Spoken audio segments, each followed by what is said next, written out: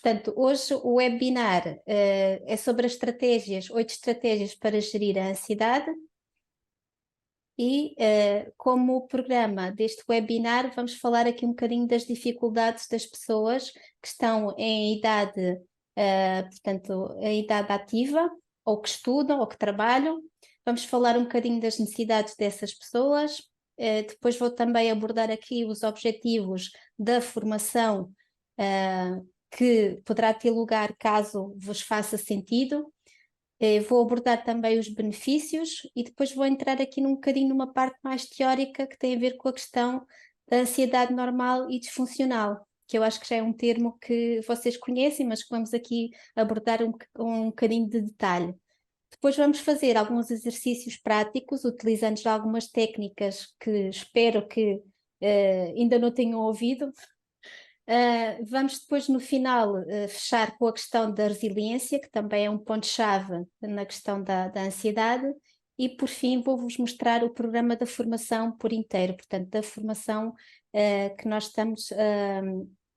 vos estamos a propor. Então, quem sou eu? O meu nome é Isabel Queixeira, eu sou psicóloga clínica e também formadora na área do desenvolvimento pessoal. Durante um ano e meio tive a oportunidade de me juntar à APA, que é a Associação Portuguesa de Perturbações de Ansiedade, e nós fundamos um grupo que se chama De Mãos Dadas. Esse grupo é um grupo de autoajuda e é destinado sobretudo a pessoas com perturbações de ansiedade. Portanto, eram pessoas que já traziam esse diagnóstico, muitas delas até já tinham feito terapia, psicoterapia, e que gostavam de partilhar um pouco as suas dificuldades, não é? Porque às vezes as pessoas terem um rótulo é bom por um lado, não é? Porque identifica o problema que a pessoa tem, mas depois essa pessoa também quer viver para além do seu rótulo no dia a dia. E muitas das vezes essas pessoas não têm com quem falar, com quem partilhar as suas dificuldades. E nada melhor do que um grupo de pessoas que têm exatamente os mesmos problemas e que sentem as mesmas dificuldades.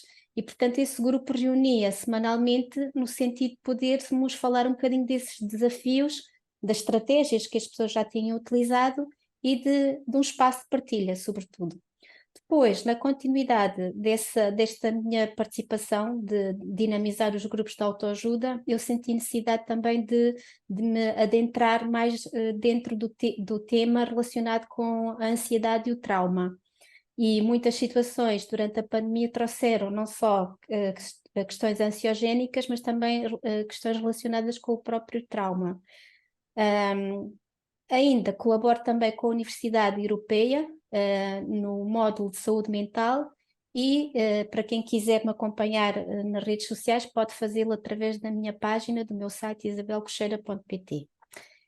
Então, qual foi o meu ponto de partida para este webinar, para este workshop? O meu ponto de partida tem a ver com um relatório que foi produzido pela Ordem dos Psicólogos.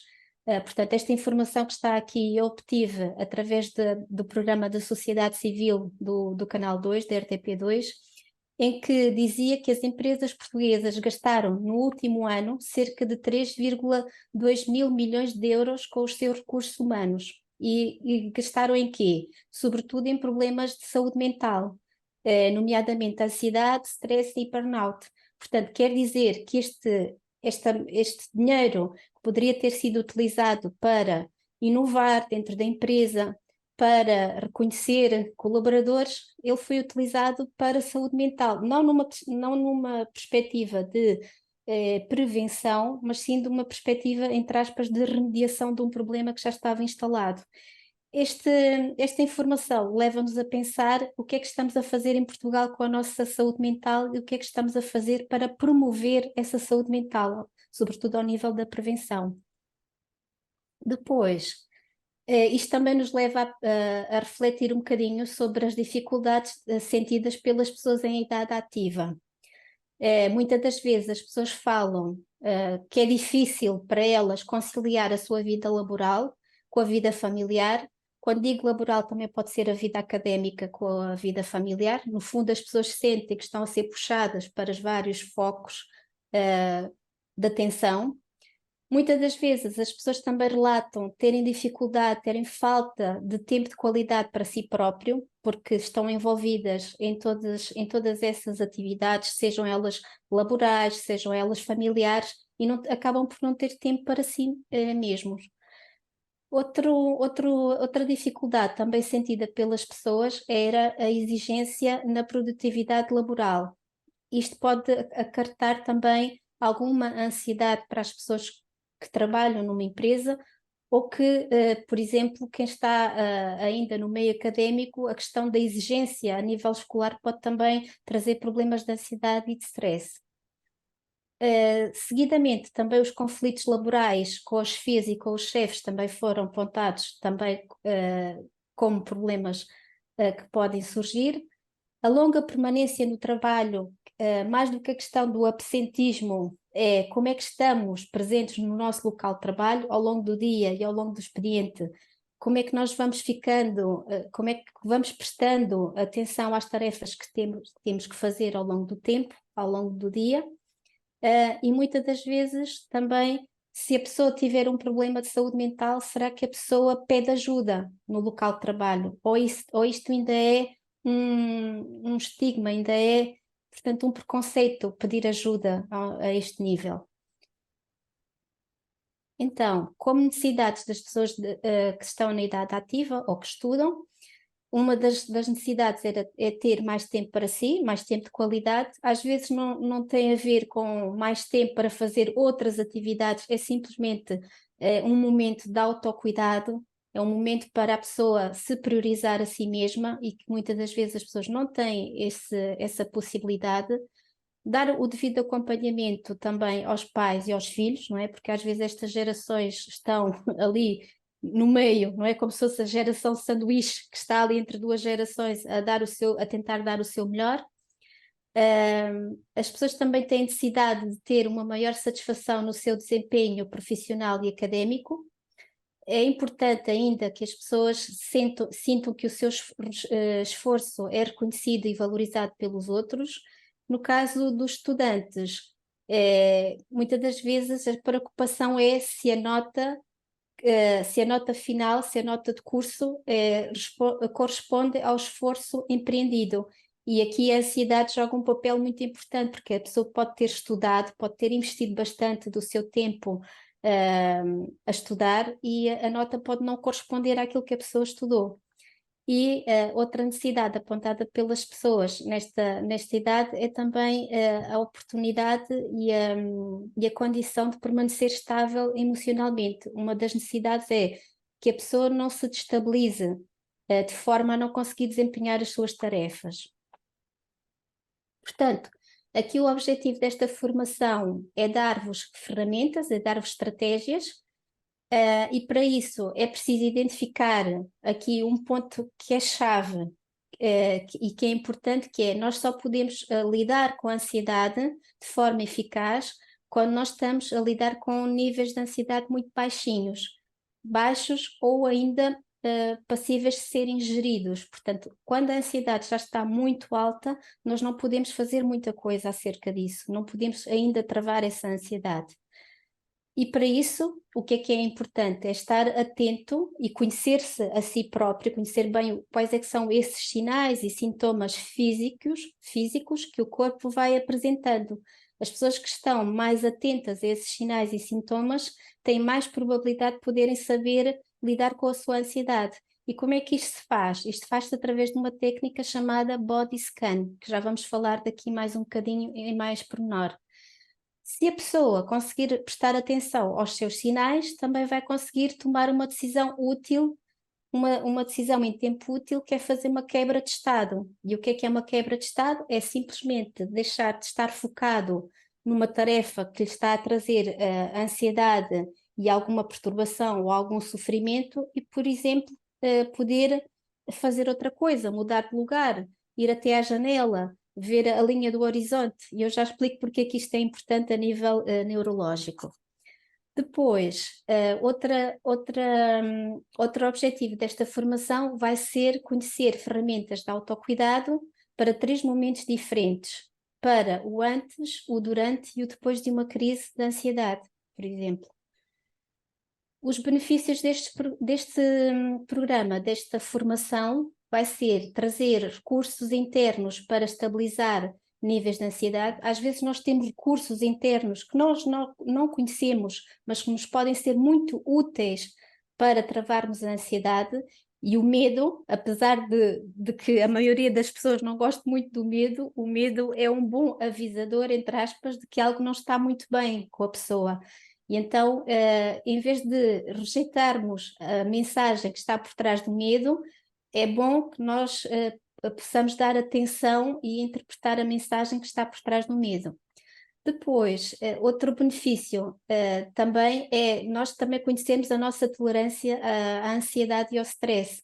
Muitas das vezes nós passamos por situações em que pensamos que não vamos tolerar mais a ansiedade, não vamos conseguir e não é bem assim. Nós vemos que depois de certas situações nós conseguimos ter uma tolerância bastante grande ao stress e à ansiedade. Seguidamente, também é importante aprender a lidar melhor com certos estados emocionais e a agir com serenidade. Quando nós prestamos atenção às nossas emoções, é mais fácil também tomar decisões e agir em tempo útil.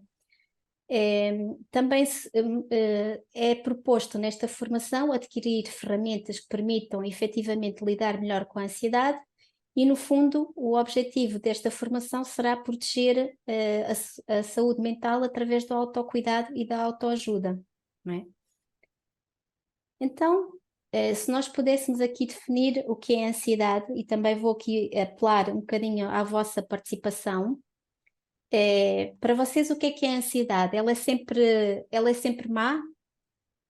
Tem sempre um caráter negativo? Não.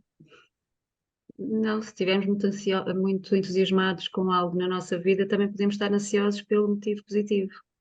Exatamente, no fundo Sim. também pode ser um estímulo que, Uhum, que, que, no fundo chama a nossa atenção, não é? É uma forma de nos uhum, sentirmos entusiasmados com alguma coisa, motivados, não é? E aí a ansiedade é positiva, portanto, a ansiedade é sempre uma reação interna a um estímulo que pode ser ou interno, que está dentro de nós, ou então um estímulo que está fora de nós. E pode ser ou não considerado perigoso ou ameaçador. Isso depois é uma decisão que o nosso cérebro fará. E geralmente, em relação à ansiedade, há sempre aqui um fator que está associado à ansiedade, que é a antecipação, não é? Portanto, o ser humano, ele é um gênio nesta parte da antecipação e, portanto, existe aqui a antecipação de um possível cenário que possa envolver algum grau de alerta, de risco ou de algum perigo, não é? Quando é que isto se torna, quando é que isto se pode tornar uma desvantagem? Portanto, já falamos aqui que a ansiedade normal, ela é adaptativa, ela permite-nos que a pessoa se adapte às condições ao real, não é? Portanto, às condições envolventes, alerta-nos de alguns possíveis perigos e garante a sobrevivência da nossa espécie. Portanto, neste sentido, a ansiedade é completamente normal e aceitável. Quando é que ela passa a ser disfuncional? E agora vou-vos aqui provocar um bocadinho com esta imagem.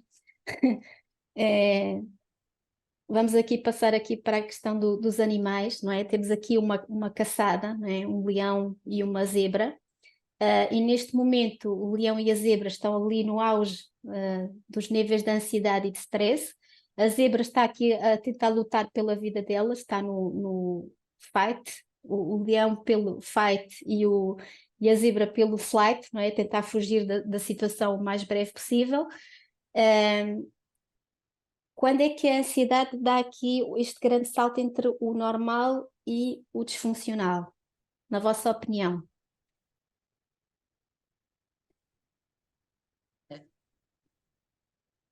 quando passa a ser muito frequente, ou seja, quando à partida não há um motivo aparente, não é? Hum, Diga, Sofia. Depois estava aqui a pensar, porque aqui já partimos para outro estado emocional que é o medo, não é? Ou seja, hum, Uhum. é algo que gera sentimentos e emoções negativas, porque o medo, não é? O medo não é algo que se pretenda. Nunca pensei nisso. O medo também não é todo negativo, não é? Sim. A questão é que os animais, por exemplo, não adoecem de stress ou de ansiedade, porque eles não estão a todo momento a sentir esse medo, de forma intermitente, não é? Então, vamos dizer que aqui a ansiedade disfuncional, passa a ser disfuncional quando atravessa ali a fronteira da intensidade, quando é muito intensa, quando é muito frequente, quando fica Uhum. ali intermitente, por exemplo, ao longo de um dia, não é? É, há sempre esta percepção de um perigo exagerado e isto leva com que haja erros ao nível da percepção, não é? Há ali uma distorção na percepção, como se a pessoa estivesse sempre num cenário catastrófico, não é? E no caso dos animais, esta ansiedade pode ser normal porque há ali um perigo que é bem real, não é?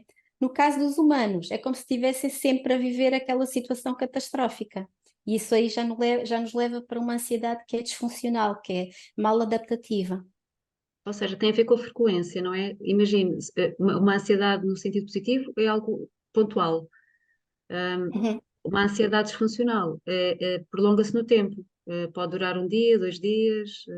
Exatamente, e depois Sim. também há a questão da realidade que a pessoa constrói, ou seja, imaginando que a pessoa vai dentro do metro, não é? Porque às vezes há situações em que a pessoa tem dificuldade em, portanto, estar tranquila durante o tempo que vai apanhar transporte público. A pessoa, dentro da sua cabeça, vai fazer um cenário, vai construir um cenário completamente catastrófico, não é? No entanto, a situação em si não tem nada de ameaçador, quer dizer, desde que não esteja a acontecer nenhum acidente, nenhuma situação ao limite, não é? No fundo, é sempre importante, quando nós estamos em situação de ansiedade e de ansiedade disfuncional, um dos pontos-chave é tentar perguntar à pessoa o que é que ela está a vivenciar, o que é que ela está a sentir, o que é que ela está a visualizar ou a imaginar, não é? Porque aquilo é toda uma construção mental acerca daquela situação. Portanto, a ansiedade disfuncional está ligada a situações do presente, mas que estão sempre ligadas a experiências adversas do passado. É como se o presente estivesse sempre ligado ao passado, nesse sentido, a pessoa está no presente, mas a vivenciar a ansiedade do passado, não é? E essa ansiedade pode ser vivenciada com imagens, com pensamentos, com emoções, com crenças e com sensações físicas. Portanto, naquela situação em que a pessoa está dentro do metro, a pessoa começa a lembrar da última vez que esteve no metro e que se sentiu mal, por exemplo, e pode-lhe vir, por exemplo, uma imagem de quando Mas às estava. vezes, Isabel, mas Diga, diga. às vezes nem é com situações que aconteceram connosco, pode ser com situações que aconteceram com outrem, ou que, aconteceu, que a gente sabe que aconteceu, porque aconteceu com fulano, porque aconteceu com cicrano, ou porque aconteceu noutro país, ou não sei o quê, não Sim, é? sim, Às vezes sim. O ser humano também aprende, por assim dizer, também aprende com as situações dos outros. E isto em psicologia tem um nome específico que é a questão do estímulo vicariante, ou seja, a pessoa, através da observação, fica exposta a uma situação catastrófica que a pode, por exemplo, até desenvolver um trauma. Há um caso que está bastante documentado no Brasil, nesta área da psicologia, e em que uma psicóloga da equipa de catástrofe foi chamada a socorrer, portanto, pessoas que estavam dentro de uma discoteca. Essas pessoas, houve um incêndio e muitas delas ficaram queimadas, com queimaduras bastante graves, e sempre que esta psicóloga era chamada, portanto, a recorrer e a prestar apoio a estas situações, a pessoa começava a entrar em pânico, por exemplo. E ela não sofreu aquele acidente, mas o facto de ter estado exposta a situações traumáticas que atingiram outras pessoas, ela começou a desenvolver sintomas de ansiedade. Não é? E isto também aconteceu muito durante a pandemia, com as equipas dos socorristas que tiveram que socorrer pessoas em situações limite, não é? Portanto, esta ansiedade disfuncional geram sofrimento à pessoa e geram perturbação, A ansiedade também impede que a pessoa se sinta bem fora do seu ambiente, muitas das vezes até dentro do seu ambiente torna-se difícil estar em paz. Esta ansiedade gera limitação e restrição na vida da pessoa, ou seja, impede que ela tenha uma vida mais livre, mais liberta, e acabam por afetar a concentração, o desempenho e até as tarefas cotidianas e, sobretudo, relacionamentos, porque quando a ansiedade interfere, estas áreas começam a ter grande impacto, não é? Então, parece ser que a ansiedade e a memória têm uma associação bastante estreita, não é?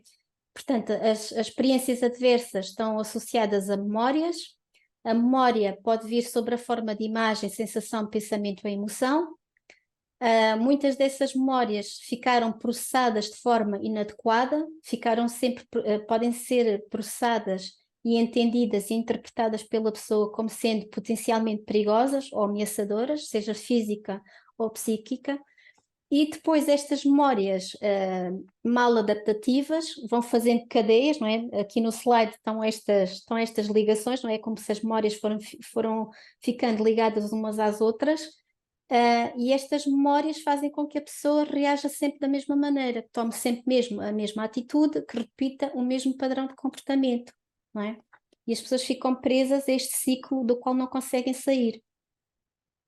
Então, como é que se trava a ansiedade antes que ela se torne disfuncional? Como é que nós, na prática, podemos aqui ainda fazer alguma coisa em termos preventivos? A ansiedade é como se tivesse, portanto, vários patamares. Eu aqui representei dentro de uma pirâmide. Temos a ansiedade na base, a ansiedade normal, não é? Todas as pessoas têm. Temos ainda uma ansiedade que pode ser manejável, pode ser passível de ser gerida. Temos a ansiedade já mais intensa e lá em cima no topo temos o pânico, não é? O pânico total. Digamos que a ansiedade pode ser ainda, podemos ainda fazer alguma coisa para gerir melhor a nossa ansiedade quando ela está nos dois níveis inferiores, na ansiedade normal e na ansiedade manejável. E como é que isto se põe em prática? Nós podemos fazer um body scan, que é fazer este scanner do corpo para avaliar os sinais físicos de desconforto, não é? Basta prestar atenção desde a nossa cabeça até aos nossos pés, fazendo várias paragens e prestando atenção plena, máxima, para ver como é que nós nos sentimos. Seguidamente, podemos fazer uma quebra de estado. Uma quebra de estado é fazer uma pausa. Portanto, essa pausa física ajuda-nos também a fazer uma pausa a nível mental para que essa ansiedade se afaste. E por último, podemos também aqui utilizar uma ferramenta que é a respiração consciente, que pode iniciar, por exemplo, com o esvaziar, o expirar o ar para esvaziar a mente. É como se fosse um simbolismo, não é? Daquilo que nós expiramos, é como se fossem os conteúdos da ansiogênese que acabam por ser afastados de nós. Então, como é que se faz um body scan? Um body scan, nós temos que ir avaliando como é que nos vamos sentindo em termos físicos, vamos avaliar o grau de desconforto. Para umas pessoas o grau de desconforto pode ser uma dor, pode ser um aperto, pode ser uma picada, sei lá, isso agora varia muito de pessoa para pessoa e o objetivo é situar esse desconforto numa escala de 0 a 10, em que 0 é nada e 10 é tudo. E nós vamos aí como que aferindo onde é que nos vamos situando em termos de desconforto. E podemos ir passando. Diga-me uma coisa, eu lembro-me, por exemplo, quando o olho está assim a tremer muito, muito, muito, muito, também é sinal de quê? Porque há alturas, por exemplo, que já me aconteceu que, tipo, de manhã, à tarde, à noite, a pálpebra do olho treme, treme, treme, treme, treme, treme, treme. Isso pode ter duas leituras, ou pode estar a subcarregar a vista fazendo muito uso do ecrã, não é? E aí o que é importante é a pessoa também ir piscando o olho para umedecer o olho, não é? Portanto, isso acontece bastante a quem está a fazer bastante uso dos ecrãs, ou então para a pessoa que está digamos, com esse comportamento de fechar os olhos, não é? Com esse tique, entre Não, aspas. é aqui, é assim, acho que é nervoso, eu costumo dizer que é nervoso miudinho. É um dos sinais, é um dos sinais. Então, o importante é também fazer esse movimento de fechar e abrir os olhos várias vezes. Pode também fechar a pálpebra e tentar Massagear. relaxar toda esta área, não é? Portanto, é importante ir fazendo um relaxamento dessa área, acompanhado com respiração mais profunda. Acho que é capaz de ser algo que é aconselhado. Depois de fazermos este body scan, aqui existe aqui alguns segredos neste body scan, que é importante que cada pessoa reconheça os seus primeiros sinais, e às vezes os nossos primeiros sinais de ansiedade para umas pessoas pode ser de uma maneira e para outras pessoas pode ser de outra. Há pessoas que, por exemplo, começam a falar muito rápido quando estão muito nervosas. Há pessoas que alteram o seu ritmo respiratório, por exemplo. Há pessoas que sentem como primeiro sinal a questão do batimento cardíaco acelerado, mas isso também quer dizer que o seu ritmo respiratório também já foi alterado.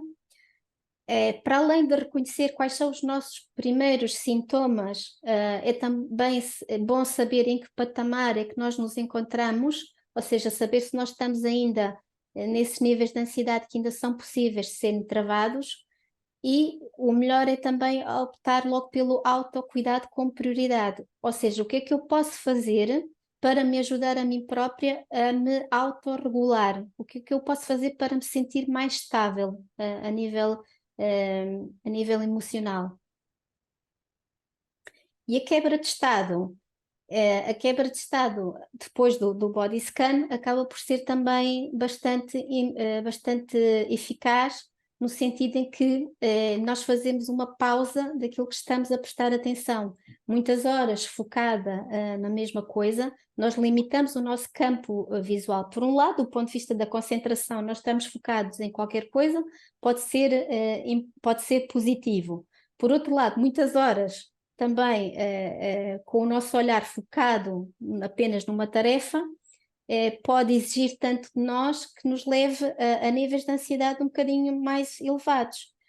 E fisiologicamente, esta pausa visual em que nós nos permitimos fazer uma varredura pela linha do horizonte, vai obrigar como que os hemisférios cerebrais a fazerem uma maior compreensão daquilo que está a acontecer à nossa volta. Simbolicamente é como se a pessoa se abrisse para novas perspectivas.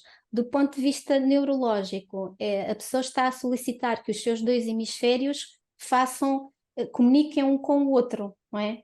Enquanto que nós estamos focados só numa tarefa, é como se fosse só um hemisfério a trabalhar para essa tarefa. Quando nós fazemos esta varredura, estamos a solicitar os dois hemisférios a poderem participar e a terem uma maior comunicação. Ou seja, que nós possamos permanecer nas tarefas, não só de forma muito racional, mas também com o nosso lado mais emocional e mais criativo.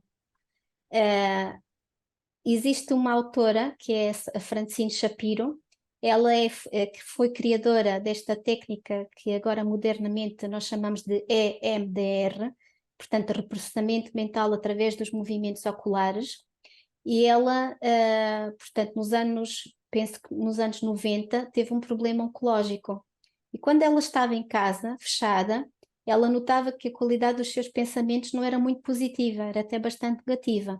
Quando ela ia até ao parque passear os animais dela, e ao fazer esta verdura pelo parque, pela linha do horizonte, ela notava que os seus pensamentos se tornavam mais positivos, não é? E o seu humor melhorava. Portanto, se nós podemos fazer esta quebra durante o nosso expediente ou durante o nosso período de estudo, também é importante para o nosso cérebro, para não ser mais sobrecarregado.